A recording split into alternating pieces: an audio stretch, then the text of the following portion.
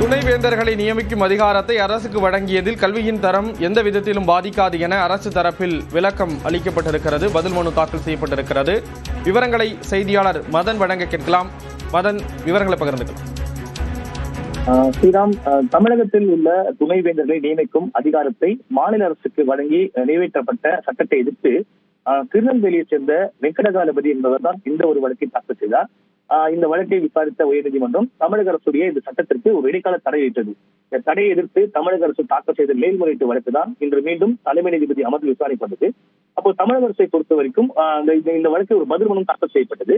அதை பார்க்கும்போது இந்த வழக்கை தொடர்ந்த மனுதாரர் ஒரு பாஜக கட்சியை சேர்ந்தவர் என்பதை மறைத்து அரசியல் நோக்கத்தோடு இந்த ஒரு வழக்கை தொடர்ந்துள்ளதால் அபராதத்தை விதித்து அந்த மனுவை தள்ளுபடி செய்ய வேண்டும் என்று தெரிவிக்கப்பட்டது.